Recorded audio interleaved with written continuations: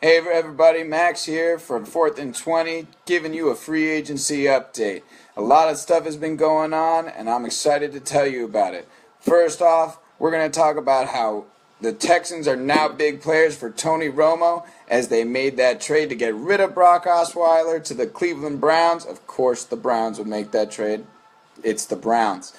They only seem to make questionable decisions. But that freed up $10 million in cap space. They have the offensive weapons. I really think that DeAndre Hopkins, Lamar Miller, Will Fuller should be an attractive enough offensive system for Tony Romo to really like it. Bill O'Brien's a quarterback's kind of coach. He's really great at that kind of stuff, and I think that should be enough. It is Texas. Tony doesn't have to travel far, just to Houston. But then again, look out. John Elway loves to make pitches to old quarterbacks looking for rings, and hey, he's still got the defense out there in Denver to prove it. I do think that Tony should go to Houston. I think especially without Brock Osweiler there, they're going to really make the pitch. I think it's a smart move for both parties. I think it's just too cold and too bad of an offensive line out there in Denver to really let Tony Romo risk it out there. Patriots signed Stephon Gilmore. Huge for the Patriots. Now they have one of the best cornerback duos in all of football, probably right behind Chris Harris and Aqib Talib. I would say that Stephon Gilmore with Malcolm Butler really makes them one of the top defensive secondaries in the league, along with McCourty at safety. You got to look out for them to re-sign Donta Hightower, and that defense should still be running on all cylinders. I know they did lose Jabal Sheard, but I do see the Patriots continuing to dominate. That's a Bill Belichick defense, and he knows what he's doing. There have been rumors about Malcolm Butler being traded to the Saints for Brandon Cooks, but I just don't see why the Saints would want to help the Patriots on that offensive side. Keep Tom Brady without weapons. He seems to be doing fine without them anyway. Let's just let sleeping dogs lie and let the Patriots just try to make their own moves. Speaking of a former Patriot, Martellus Bennett is now on the Green Bay Packers. This is big news. Jared Cook was supposed to be coming back. He was in talks, and then just like that, Packers didn't like the way Jared Cook was bargaining, and they went right to Martellus Bennett, who's now a 30-year-old tight end, but he's a big body tight end that's going to make big plays for Aaron Rodgers, and he can relax because that is a good tight end that you want to have. Then we also saw the Bengals losing offensive linemen left and right. Terrible news for Andy Dalton. Great news for all other teams getting those solid offensive linemen. They really helped Jeremy Hill and Gio Bernard move along, and I'm excited to see how bad the Bengals can really be on offense. After losing Mohamed Sanu and Marvin Jones last year, they just basically have Tyler Eifert, A.J. Green, and a wing and a prayer. And Andy Dalton trying to stand up straight behind that no-make offensive line. On the upswing is the Browns' offensive line. They picked up two good offensive linemen in Zeitler and Treader. That should really help with Joe Thomas. I think that's going to be great for Isaiah Crowell's running game. Not really that excited for him because still no quarterback to stand behind him. But hey, what are you going to do? Still the Browns. Probably going to go through the draft. Deshaun Watson will probably make a good move for them. Wide receivers have been flying off the boards. We've been seeing Alshon Jeffrey taking a 1-year deal with Philadelphia, along with Torrey Smith taking a 3-year deal. That's great to see for the Eagles. I think that's going to be a huge help for them. I think they really needed more than just Jordan Matthews and Darren Sproles to get Carson Wentz to where he needed to be.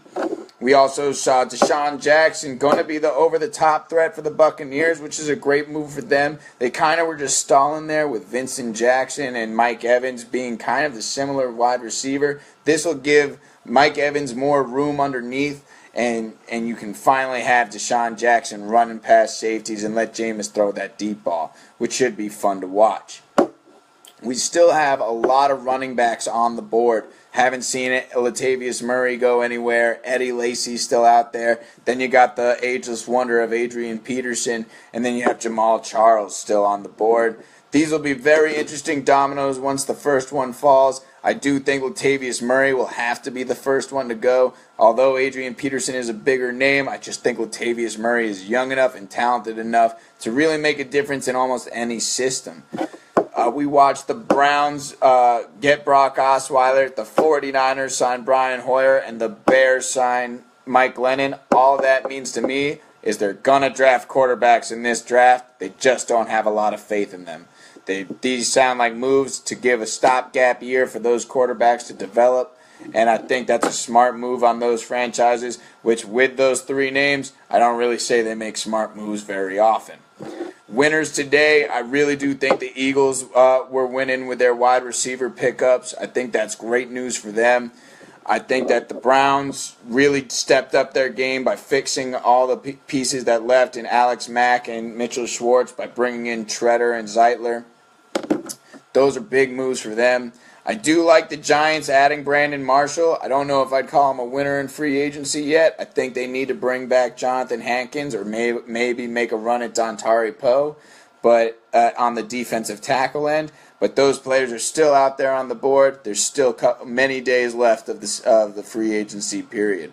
Losers. The Tennessee Titans. Yes, they signed a couple good secondary pieces, which I do like by them, but we got to be thinking about why hasn't a wide receiver wanted to sign with them? They have Mariota. They have a great offensive line. They got running backs. Get a wide receiver in there. They need him. They missed on Alshon. They can't trade for Brandon Cooks. It looks like they're just going to have to draft Mike Williams. Then they're in the position to do so. But, I really thought that general management team would have found a way to get a wide receiver in there looking at him. We're looking at the Bengals. No offensive line for Andy Dalton. Another year without a playoff win. Just fact. Write it down now. You don't even have to worry about them. And the biggest loser of all, the Washington Redskins. What are you doing, Dan Snyder? What kind of team is that? You let Deshaun Jackson go. Pierre Garçon is gone. Chris Baker is gone. A defensive tackle that wouldn't have cost much is now on the Tampa Bay Bucks to make that 4-3. Just looking at McCoy and Chris Baker, that's going to be a mean look right there. But then you also fire your general manager and then publicly shame him by calling him a drunk? Dan Snyder, sell your team. Quit. Get out of football. You're ruining this for everybody. At least you got Terrell Pryor for a year, though, right? Yeah, 1 year. Alrighty, guys. Well, that's all I have to say. Dan Snyder's kind of put a damper on my day.